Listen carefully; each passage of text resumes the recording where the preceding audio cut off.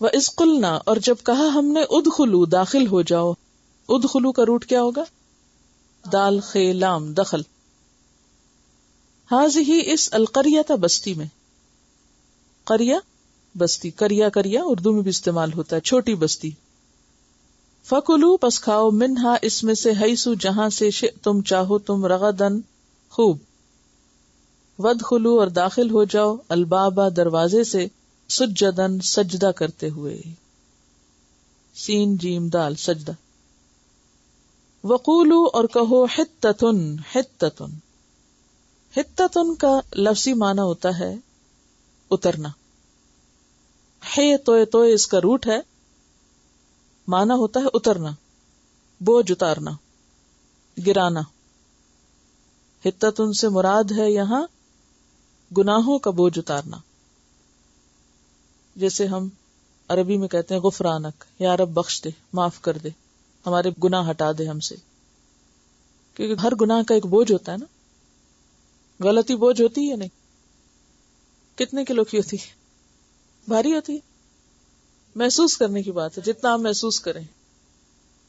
کیونکہ جس کو گناہ محسوس ہی نہ ہو، جیسے وہ کہتے ہیں نا کہ مومن کے لیے غلطی ایسے ہوتی ہے جیسے اس کے اوپر پہاڑ آ گیا ہو، اور منافق کے لیے غلطی ایسی ہوتی ہے جیسے ناک سے اس نے مکھی ہٹائی ہو.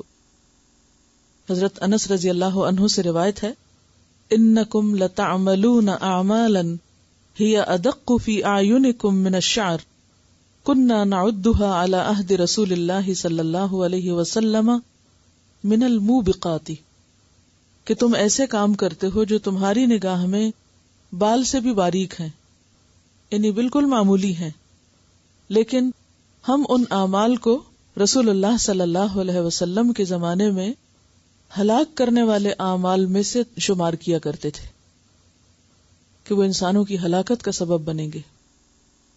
اور یہ دور صحابہ میں ہو گیا تھا، یعنی آپ کی وفات کے بعد لوگوں کے نزدیک آہستہ آہستہ غلطی یا گناہ معمولی بات ہو گئی تھی، اس کو محسوس ہی نہیں کرتے تھے کہ غلط کام کیا. اور عموماً آپ دیکھیں کہ غافل لوگوں کا یہی حال ہوتا ہے، غلطی کریں تو ان کو احساس ہی نہیں ہوتا انہوں نے غلطی کی، کہتے تو کیا ہوا، سو واٹ، کیا فرق پڑتا ہے، سب لوگ یہ ایسے ہی کرتے ہیں. حالانکہ جو محسوس کرتا ہے وہ غلطی کو اپنے اوپر پہاڑ کی طرح وزنی سمجھتا ہے، اور پھر وہ چین سے نہیں بیٹھتا جب تک اس کو ہٹا نہ دے، توبہ نہ کر لے. تو انہوں نے جب انہیں کہا گیا توبہ کرو، استغفار کرو، انہوں نے اس کو مذاق بنا لیا. حتتن کو ہنتتن پڑھنا شروع کر دیا. ہنتتن کہتے ہیں گندم کو. نغفر لکم، معافی مانگو تو نغفر لکم، ہم بخش دیں گے تمہارے لیے، خطایاکم، خطائیں تمہاری. نغفر کا روٹ غین فیرے ہے. غفر کا معنی ہے ڈھانکنا، چھپانا، یعنی اللہ تعالی بندے کے گناہوں کو ڈھانپ دیتا ہے، چھپا دیتا ہے جب وہ معافی مانگتا ہے. کیونکہ غلطی یا گناہ یا قصور انسان کے لیے شرمندگی اور آر کا سبب بھی ہوں گے نا قیامت کے دن. تو تم حتتن کہو، نغفر لکم خطایاکم، ہم تمہاری خطاؤں پر پردہ ڈال دیں گے. خطایا کس سے ہے؟ خطا سے.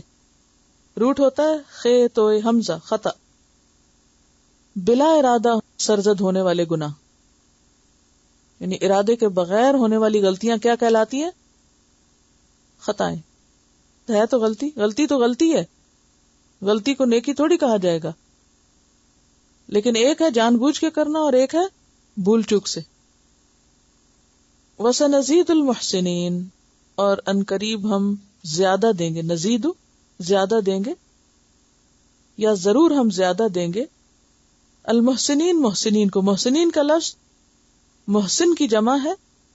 محسن کا لفظ ہے سین نون سے ہے. حسن خوبصورتی کو کہتے ہیں. تو احسان کہتے ہیں کسی چیز میں خوبصورتی پیدا کرنا، حسن پیدا کرنا، اچھی طرح کام انجام دینا، کسی کام کو اچھے سے کرنا، یہ ہوتا ہے احسان. فبدل الذین، تو بدل ڈالا ان لوگوں نے. بدلہ کا کیا معنی؟ بے دال لام، اس کا روٹ ہے ایک چیز کو ہٹا کے دوسری لے آنا، چینج کر لینا. فبدل الذین ظلموا، تو بدل دیا ان لوگوں نے جنہوں نے ظلم کیا، قولا بات کو، غیر سوائے، الذی اس کے جو، قیلا کہی گئی تھی، لہم ان سے، فانزلنا تو نازل کیا ہم نے، علی الذین ظلموا ان لوگوں پر جنہوں نے ظلم کیا، رجزن، رجز، رے جیم زے، عذاب. بنیادی طور پر رجز گندگی کو کہتے ہیں، لیکن رجز جو ہے ایسی چیز یا ایسی سزا یا ایسا عذاب جس سے گھن آئے، جو چیز دل کو بے چین کرے،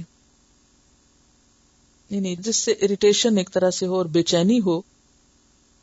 اسی لیے جو بری خواہشات انسان کے اندر بے چینی پیدا کریں یا شیطانی وسوسے، ان کو بھی رجز کہا جاتا ہے. یہ بھی عذاب ہی کی ایک قسم ہوتے ہیں، تو ان سے پناہ مانگنی چاہیے. اسی لیے بار بار اعوذ باللہ من الشیطان الرجیم پڑھا جاتا ہے. اور یہاں پر کہا جاتا ہے کہ اس سے مراد طاعون کی بیماری تھی جو ان پر اتری تھی. بہرحال وہ ہم تفسیر میں دیکھیں گے. رجزم من السماء، یہ رجز آسمان سے آیا تھا، آسمان سے عذاب آیا تھا. بما کانوا یفسقون، کیونکہ وہ نافرمان تھے، اطاعت نہیں کرتے تھے، بات نہیں مانتے تھے. فبدل الذین ظلموا قولا، ظالموں نے بات ہی بدل دی، حتتن کو ہنتتن کر دیا، غیر الذی قیل لہم، جو ان سے کہا گیا تھا وہ نہیں، کچھ اور ہی بول دیا. فانزلنا علی الذین ظلموا رجزا من السماء، پھر اللہ کا غضب بھڑک اٹھا، اللہ نے ان پر آسمان سے عذاب اتار دیا. وہ جو اتنی نعمتیں کھانے کو کہا جا رہا تھا، جو جی چاہے کھاؤ، اس کے بدلے عذاب آ گیا، مصیبت آ گئی. بما کانوا یفسقون، کیوں مصیبت آئی؟ ان کی نافرمانیوں کی وجہ سے، ان کے گناہوں کی وجہ سے. اب آپ دیکھیے کہ زوال یافتہ قومیں، بد اخلاق لوگ بات کا بتنگڑ خوب بنانا جانتے ہیں. کسی کے منہ سے وہ بھول کے بھی الٹا لفظ نکل جائے تو اس کو لے چلتے ہیں، ساری صحیح بات کو چھوڑ دیتے ہیں، وہ اس ایک لفظ کا مذاق اڑانا شروع کر دیتے ہیں. یہ بد اخلاقی کی قسم ہے، چھچورے پن کی علامت ہے. اور پھر خاص طور پر اللہ کی آیات اور دین کا مذاق، دین کا مذاق. مدینہ میں منافقین کا یہی حال تھا. نبی صلی اللہ علیہ وسلم جب ایک بات کرتے تھے تو وہ اس کو کچھ اور ہی بنا لیتے تھے، اس کا مذاق اڑانے لگتے.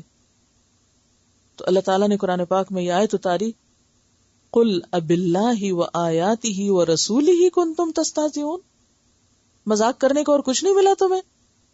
کیا اللہ اور اس کی آیات اور اس کے رسولوں کا ہی تم مذاق اڑانا جانتے ہو؟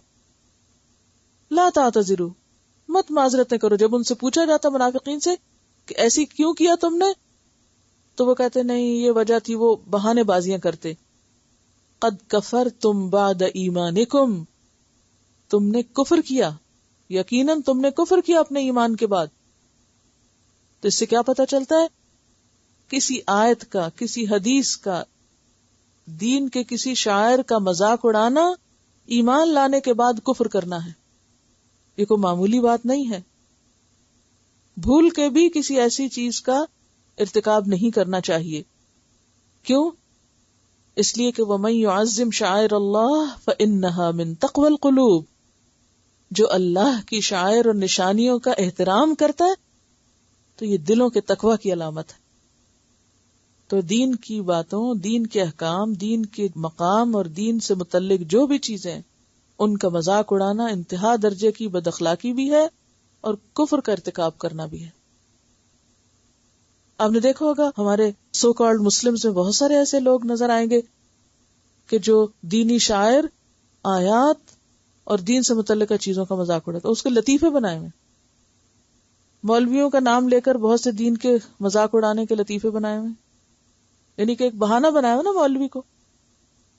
پھر اسی طرح جنت دوزخ کے بارے میں لطیفے بنے ہوئے. پھر جنت کی جو نعمتیں ہیں، شراب ہے یا حور ہے یا جو، اس کے اوپر لطیفے بنے ہوئے. ان چیزوں کا مذاق اڑایا جاتا ہے. آپ میں سے بھی شاید کچھ لوگوں نے اس طرح کی چیزیں سنی ہوگی یا پڑھی ہوگی. کسی بھی با اخلاق انسان کا یہ کام نہیں ہو سکتا. یہ گھٹیا ٹیسٹ ہے کہ انسان کے پاس کوئی اعلی خیال، کوئی بیٹر آئیڈیا نہیں ہے کہ جس سے وہ لطف حاصل کر سکے، تو وہ اچھی بھلی باتوں کا مذاق اڑا کے لطف حاصل کر رہا ہے. اس سے زیادہ بدذوقی کیا ہو سکتی ہے کہ ایک برتر کلام کا وہ مذاق بنائے. تو یہ کون کرتا ہے؟ زوال یافتہ لوگ کرتے ہیں، کم عقل لوگ کرتے ہیں، ناسمجھ لوگ کرتے ہیں، سمجھدار لوگ نہیں کیا کرتے. تو یہ ان آیات میں آپ دیکھ رہے ہیں کہ ایک طرف تو اللہ تعالیٰ کے وہ ان احسانات کا ذکر ہے جو اس نے بنی اسرائیل پر کیے، اور دوسری طرف اللہ تعالیٰ کے احسانات کے بدلے میں بنی اسرائیل کے رویے کا ذکر ہے کہ جواب میں وہ کیا کرتے تھے. شکر گزار ہونے کی بجائے کس طرح ناشکری کرتے اور بد اخلاقی کا ثبوت دیتے اور تھوڑ دلے پن اور ناسمجھی کا ثبوت دیتے. آپ دیکھیں نا کہ یہ چنے ہوئے لوگ تھے جن کو اللہ نے سارے جہان والوں پہ فضیلت دی تھی، اتنے بڑے انعام ان پہ کیے تھے. تو اس سے پتہ کیا چلتا ہے؟ پتہ یہ چلتا ہے کہ اللہ فضیلت دے بھی دے، وہ چن بھی لے، وہ کتاب دے دے، وہ پیغمبر بھیج دے، وہ نام اچھا رکھ دے، لیکن جب تک عمل اچھا نہیں ہوگا، جب تک کام اچھے نہیں ہوں گے، تو نام اور یہ مقام اور یہ سب کچھ فائدہ نہیں دے گا. یہاں آپ بتائیں گے مجھے کہ رجز، طاعون کی سزا جیسا کہ حدیث میں آتی ہے، یہ رجز کیوں نازل ہوا تھا ان پر؟ بنیادی طور پر یہاں آپ دیکھ رہے ہیں کہ انہوں نے جس جرم کا ارتکاب کیا تھا وہ یہ تھا کہ بدل الذین ظلموا قولا غیر الذی قیل لهم، انہوں نے اللہ کے حکم میں تبدیلی کی تھی، اللہ کی بات بدلی تھی. جو کچھ کہا گیا تھا اسے بدل کر کچھ اور بنا دیا. اور نمبر 2 یہ کہ صرف بدلا ہی نہیں، ایک تو ہے نا کہ چل ایک بات کی جگہ دوسری بدل دی، صرف اتنی بات نہیں تھی، بلکہ اس کو بدلا بھی تو بہت غلط انداز میں، مذاق کے انداز میں. تو ایک جرم کیا تھا ان کا؟ حکم کو بدلنا. دوسرا جرم کیا تھا؟ مذاق اڑانا. تو اللہ تعالی نے بھی وعدہ کس بات کا کیا تھا کہ تم جاؤ اس بستی میں، تمہارے لیے ہر طرح کی چیزیں ہیں، ساری نعمتیں ہیں، لیکن جب انہوں نے اللہ کے حکم میں تبدیلی کی تو اللہ نے نعمت بدل دی، نعمت بدل دی، اور نعمت کی جگہ سزا بھیج دی. تو یہاں بھی کیا نظر آتا ہے؟ اللہ کا وہی قانون. کون سا؟ جیسا کرو گے ویسا بھرو گے. اگر تم اللہ کے حکم کو بدل ڈالتے ہو تو تمہارے لیے بھی اللہ کے فیصلے بدل جائیں گے. ایک نعمت جو تمہیں ملنا تھی اس سے روک دیا جائے گا. اور پھر آخر میں کیا فرمایا؟ بما کانوا یفسقون. تو بدلہ کے ساتھ فسق بھی، یعنی حدود پار کرنا، نافرمانی کرنا. ٹھیک ہے، اس میں جو خلاصہ ہے ساری گفتگو کا آج کی وہ یہ ہے کہ اگرچہ سزا کا دن، بدلے کا دن، جزا کا دن آخرت ہی ہے جس میں اصل بدلہ ملے گا، لیکن اللہ تعالی دنیا میں بھی انسان کی ہدایت کے لیے، انسان کو نصیحت کرنے کے لیے ایسے واقعات دکھاتے رہتے ہیں تاکہ لوگ سبق پائیں اور اپنی اصلاح کر لیں، توبہ کر لیں. ٹھیک ہے، دیکھیے کہ جہاں احکام کو بدلنے کی بات ہے اس میں خاص طور پر ایک معلم کو، سکھانے والے کو بہت محتاط رہنے کی ضرورت ہے کہ اللہ کا جو حکم جیسے آیا ہے ویسے ہی پہنچایا جائے، اس کو اپنی مرضی یا لوگوں کی مرضی کی خاطر بدلا نہ جائے، کیونکہ اس پر پھر جزا کی بجائے سزا ہو سکتی ہے۔ اللہ تعالی ہم سب کو اس سے محفوظ رکھے۔ بھول چوک تو اور بات ہے، لیکن بدنیتی یا غفلت اور سستی درست نہیں۔ اور اگر کبھی ایسا محسوس ہو تو غلطی کے اعتراف میں دیر نہیں کرنی چاہیے، اسی میں انسان کی بھلائی ہے۔ اور اگر کوئی شخص جان بوجھ کے ایسا کرتا ہے تو پھر وہی ہے جو یہود نے کیا اور جس سے انہیں روکا گیا کہ یحرفون الکلم عن مواضعہ، کہ وہ اللہ کے کلام کو اپنی جگہ سے ہٹا دیتے ہیں، اس میں تبدیلی کر دیتے ہیں۔ اور پچھلی کتابوں میں تبدیلی اسی وجہ سے ہوئی۔ اور پھر وَلَا تَشْتَرُوا بِآيَاتِي ثَمَنًا قَلِيلًا، میری آیات کو تھوڑی قیمت پہ بیچو مت۔ یعنی دنیاوی فائدوں کی خاطر عام طور پر ایسا کام کیا جاتا ہے کہ اللہ کے حکم کو لوگوں کی مرضی کے مطابق ڈھال کے ویسا پیش کرنے کی کوشش کی جاتی ہے۔ تو اس سے بچنے کی ضرورت ہے ہم سب کو۔